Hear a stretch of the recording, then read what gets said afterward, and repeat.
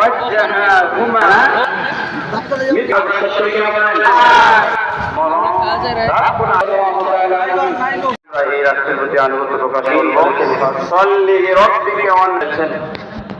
আল্লাহ তার হাবিবকে নির্দেশ দিচ্ছেন, হে আমার আল্লাহ রাব্বুল আলামিন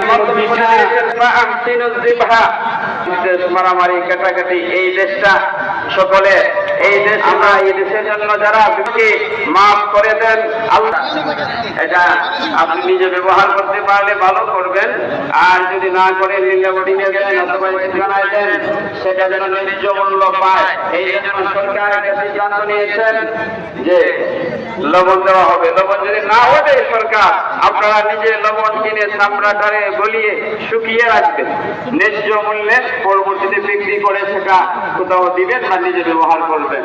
এবং বিশেষ করে কোরবানি দিবেন পৌরসভার ভিতরে বা বিভিন্ন জায়গাতে রক্তর মাধ্যমে যেন পরিবেশ দূষিত না হয়। আপনার কোরবানির পশুর ভুঁড়ির মাধ্যমে যেন পৌরসভার কোনো নালা নর্দমা নষ্ট না হয় সেদিকে খেয়াল রাখতে হবে, না হলে আপনি গুণাগার হয়ে যাবেন। আপনি কোরবানি দিয়েছেন কিন্তু পৌরসভা বাংলাদেশের বিভিন্ন জায়গার রাস্তা আপনি নষ্ট করে দিলে আপনি গুণাগার হয়ে যাবেন। এই জন্য এই দিকে লক্ষ্য রাখবেন। আজকে আমার সংক্ষিপ্ত আলোচনা শেষ করলাম। সম্মানিত মুসলিম ভাইরা, আসসালামু আলাইকুম। পবিত্র ঈদুল আজহা এই দিনে আমি জেলা প্রশাসনের পক্ষ থেকে আপনাদের সকলকে ঈদের শুভেচ্ছা জানাচ্ছি। ঈদ মোবারক। আমি মহান রাব্বুল আলামিনের কাছে প্রার্থনা করি আল্লাহ যেন আমাদের সকলকে এই ত্যাগ এবং শিক্ষায় অনুপ্রাণিত করেন। আমি প্রত্যাশা করি এবং আপনাদের সকলের মঙ্গল কামনা করে আমি আমার বক্তব্য শেষ করছি। খোদা হাফেজ।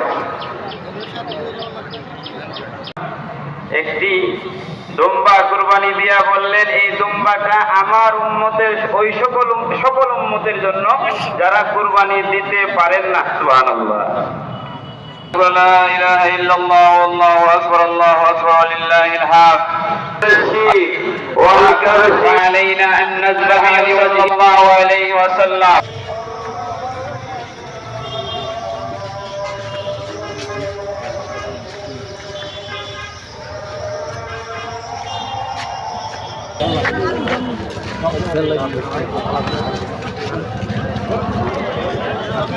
Allah